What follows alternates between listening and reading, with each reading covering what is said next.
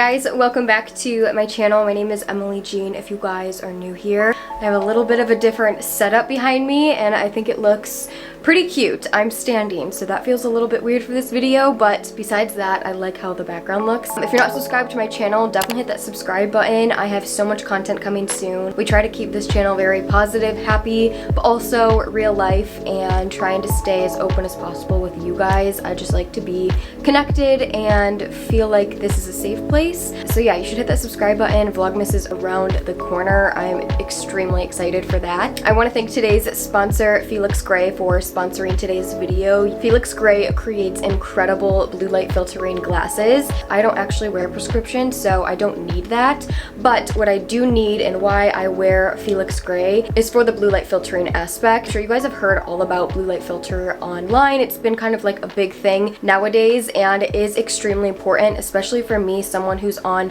my phone constantly for work and personal use, on top of laptop screens, my computer screen, screens in our cars. I mean, we're on screens 24/7, and Felix Gray blue light filtering is a lot different than other brands. This filters 90% of blue light where it actually matters, while some glasses may only filter a little bit of light, therefore it's not even worth wearing them in the first place. The filters on these is incredible, and I have honestly seen a true difference in migraines and headaches that I get from editing and staring at my phone screen all the time. Obviously, this is very relatable to this video because I'm going to be showing you how I edit my Instagram photos and photos on my iPhone, which I'm always like this on my phone and my screen, usually at nighttime in a dark room, which is just the worst for your eyes. So I'm always carrying around my blue light glasses to have them with me all the time, and especially before bed. These are the ones I have been wearing lately. It's the style Nash in just the all black color.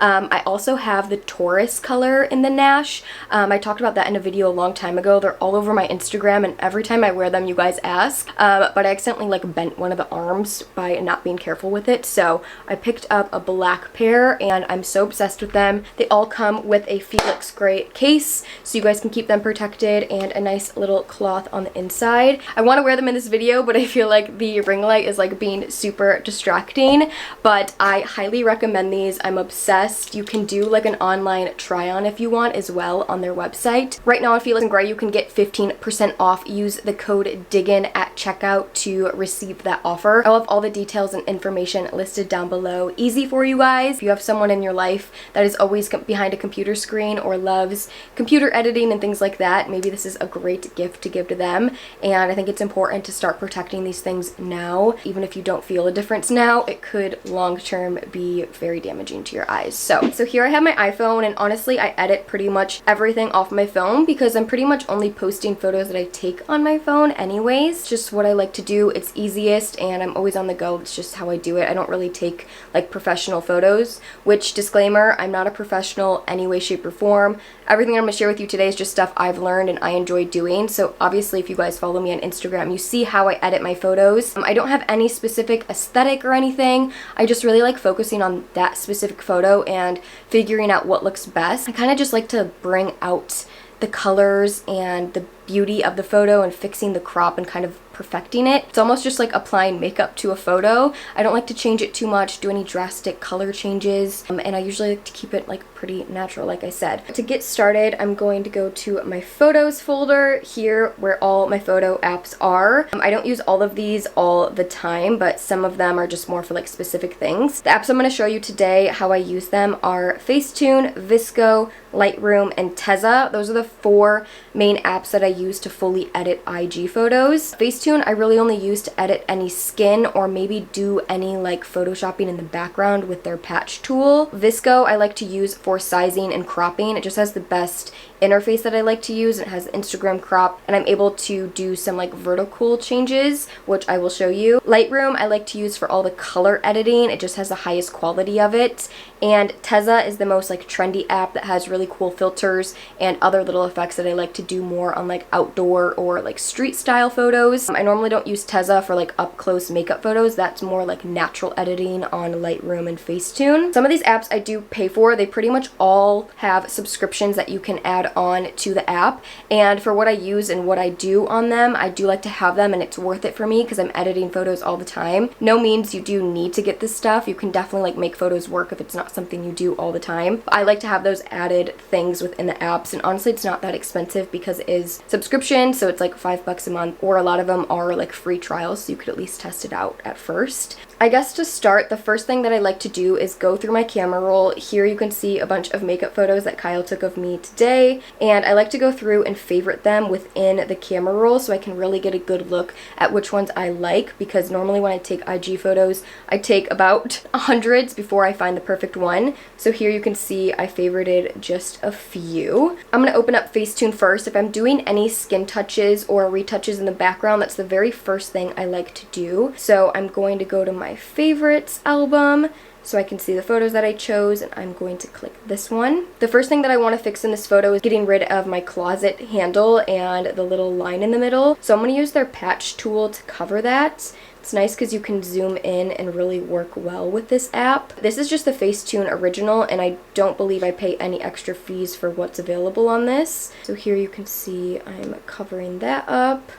There's a little bit of discoloration here from its shadow, so you can do like multiple patches and smaller patches to make it perfect. I'm going to zoom in down to this little closet line and do multiple patches here.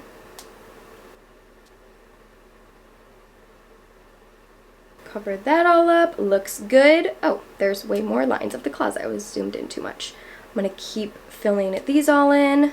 And then I'm not going to worry about that bottom part because that might be cropped out anyways. I'm now going to take their smooth tool, and because we just did all that fixing in the background, I want to just like smooth over the white, just because I feel like it will just make everything look a little bit more uniform. And then I'm also going to zoom in, and you can see I have crazy little baby hairs. This won't always work, but if it's light enough it will. I'm just going to take the smoother tool, try to like hide those a little bit. If it was really bad, I would maybe take the tones tool and like really go in there. But usually flyaways are one of those things that you can either fix easy or like you just cannot fix it all unless you're amazing at Photoshop and want to do all of that. I'm next gonna like smooth out my chest a little bit because you can see it's like looking a little discolored. Obviously I have like full glam makeup on and I didn't take my makeup down all the way, so it's just looking a little bit weird. I'm doing this more to like blend the colors in, not necessarily smooth out my chest. Now to smooth my face a little bit. It's not that it needs smoothing, it's more just like a little bit shiny. So I'm going to take this first smooth tool and just kind of tap over any of those areas on the chin, in between the brow, and up here. I like to tap and almost like stroke with this tool because you don't want to do too much. I actually learned this from James Charles. You don't want to press down and like wipe your face with it because it will look very unnatural. You kind of just want to touch and try to do it that way. A next great tip, if you're wearing any gold jewelry or any jewelry at all and you really want to make it pop, I like to take the details tool, and this is pretty much just like a contrast or like not a contrast tool. This is pretty much like a sharpness tool that you can rub on, so you're just sharpening the jewelry, which will make it look super shiny. You probably won't want to take this anywhere else because it does look kind of crazy in other areas. You can also detail your eyes if you want to make them pop a little bit, just tapping them. And then also you can detail any highlighted areas or like the lips, which sometimes I'll do. This photo really doesn't need much because the makeup is so glam, but just like little tiny touches do make a huge difference. So I'm going to save that. I think that's good. You can see the before and after. So there's not a huge difference in my face, just like little minor touches. I'm going to save that to my camera roll, and now I'm going to open the next photo like that. I guess we'll do this one. I'm going to quickly do the same edits on the door handle and the closet, starting with the patch tool. This one's a little bit closer to my hair, so we're going to have to be more precise or just a little bit more patient with it. Sometimes it's best to start with smaller patches and just keep patching over until it looks the most uniform. Okay, so obviously that's not perfect. I'm now going to go into the smooth tool to kind of like fix that outside area a little bit. Smooth around it so it doesn't look so like not supposed to be there. I'm going to take the tones tool and use the picker to match the shade of the wall. Go back to tones and kind of like color over this a little bit. For some reason tones is always like gives you a brighter color when you're using it on a dark area, so you just want to be careful with it. Definitely does not look perfect. I think I'm going to go back in with the smooth tool and like do the smoother and smooth all over this area.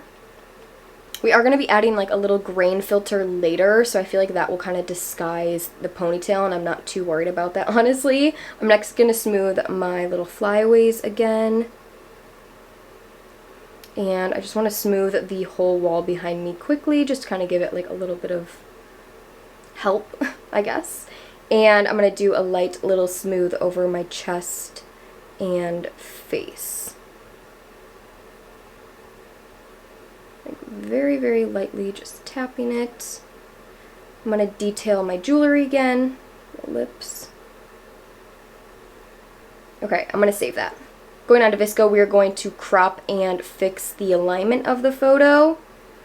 Going to all and my last two photos saved. I'm going to click that, and I'm going to go to the second little icon at the bottom, hit adjust with the crop symbol, and go to the 4:5 crop. This is the standard Instagram crop, so you always want to be using this, and I like to do it beforehand in my editing so I can really get a good picture of what the like composite of the photo is going to look like. So that's one way. I feel like I'm cropping out too much. I think I want to show my elbow and maybe do it like this. I think I like that crop better. I'm now going to just save that because it's all I wanted to do in VSCO. I'm going to open the next photo that we had and try to crop it down kind of uniform to the last one. So going to crop 4:5. And I'm going to do it like that. Just a nice little tip, you always want to have a little bit of headroom above your head and not crop it like directly under your head like this, because then it might seem kind of like cut off. I like to have enough room above so nothing is like cut off weird, and we can save that. Okay, now we have both photos cropped. We're going to finally go into Lightroom to fix all the lighting and maybe add some effects to finish off the photo. So I'm going to go into Lightroom, bring in the two photos that we just saved from VSCO.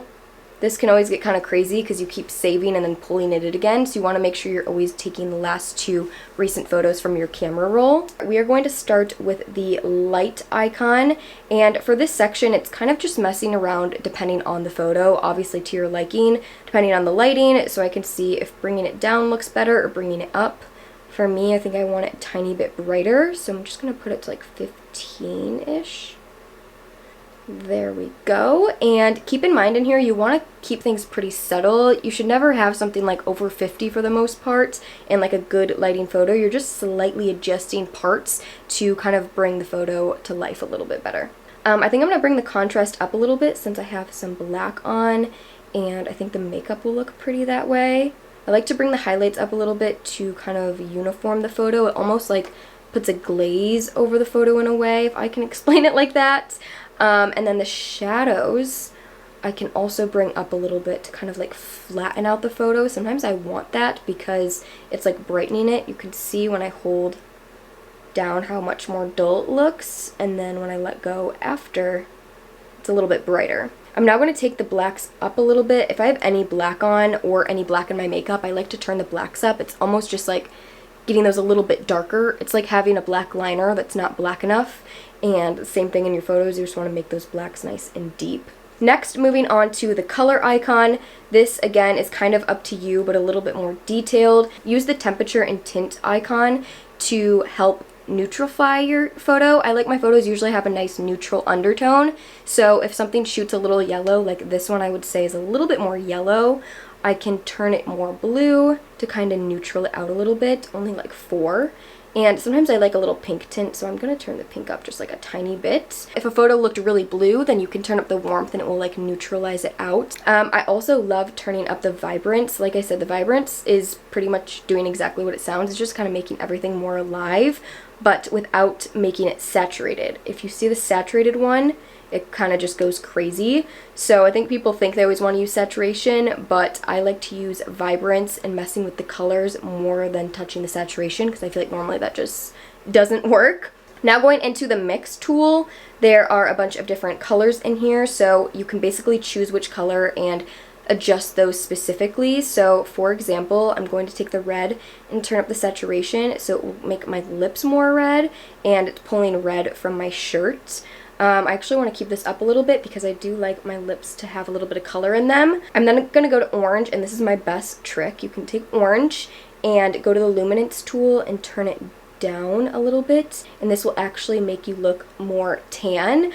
You want to do it very tiny bit so it doesn't look crazy. Just a little bit will make you look a little bit more but normally this would be cool if I had like crazy cute pink shoes on or something, or like a pink pants. I could take the pink and turn up the saturation and like make those pop in the photo. This is a pretty neutral photo, so I don't need to do most of that, but I do normally like to use the orange one to make myself look a little bit more tan, and it also like almost smooths your skin in a way, even if you're not changing the color too much. So I'm going to save that to my camera roll. And now the coolest thing about Lightroom is I can copy all of those color edits that I just did and paste them on the second photo that we're working on, so they stay uniform and the same. So I'm just going to copy my edits and click on the second photo, 3 dots in the corner again, paste settings, and there we go. It just automatically fixed that photo, so now they match, which is perfect and saves us a lot of time. So now we're going to save that, and I have those 2 photos all done and ready to go for an IG post here. So now they match the colors and the crop pretty the same, and I'm obsessed. I think these turned out so good. I'm going to post the before and after on the screen so you guys can see them. But yeah, that is like my favorite way to edit anything in natural lighting or close-up makeup photos. So next I want to show you how I edit more of like a far away outdoor photo using TEZZA.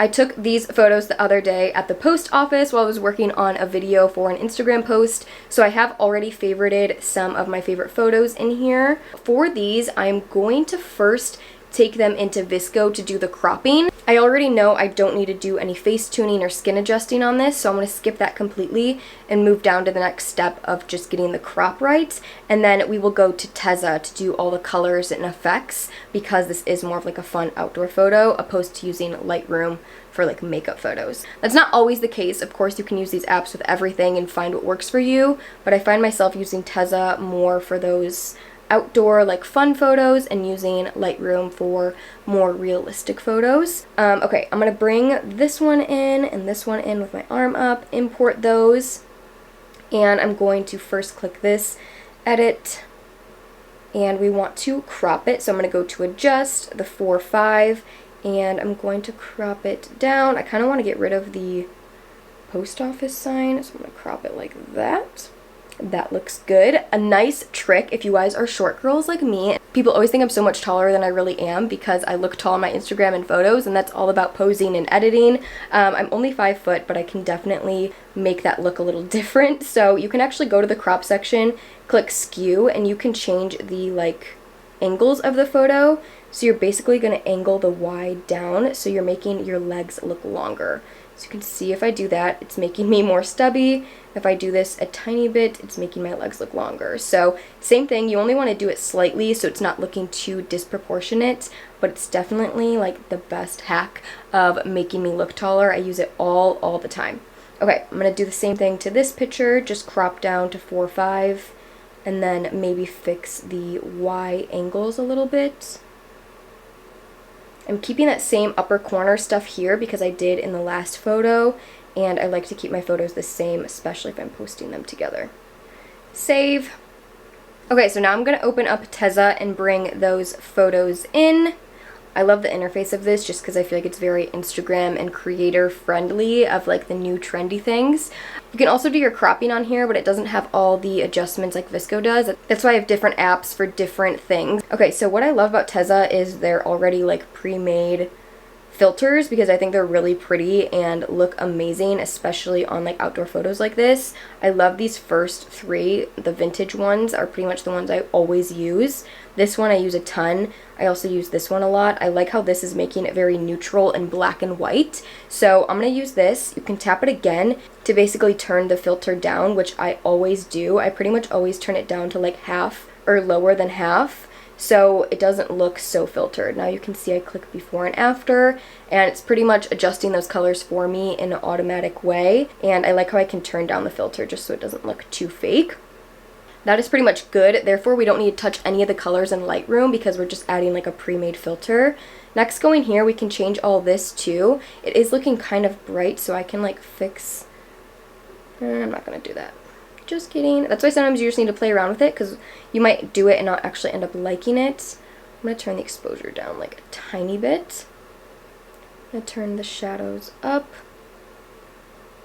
I'm definitely going to add some grain to this. I love the grain effect because it kind of gives that vintagey look, and grain is the best effect to use when a photo isn't in great lighting or it's not that high of quality, or you do need to crop it down a lot like I did this one, so it's already looking a little bit fuzzy. Adding that grain will kind of like hide those because it almost looks like it's supposed to be that way. So I normally turn the grain up to just about like 2 on here because I don't want it to be too harsh, and you can see it just adds that really, really cool texture. Yeah, that is all that there. You can now add dust, which is a really cool like effect on TEZZA and very like trendy. I used to use this all the time on my phone. You can move the dust around, and you can also change the dust to like black, which actually I think looks really cool on this photo, so I'm going to keep that. Lastly, here they have so many fun little things to play with. You can do like different frames on it. That's very, you know, vintage, trendy. You can do subtitles and like the cool yellow font. You can add glitter, which is actually new. This app is paid for, so that's why it does have like a lot of really fun, unique effects that I think are totally worth paying for. This like glitter one is so cool. You can do the prism, which is like that 3D effect that a lot of people like. And yeah, you can do a bunch of those. I'm going to keep it plain with just the dust, and I'm going to hit save.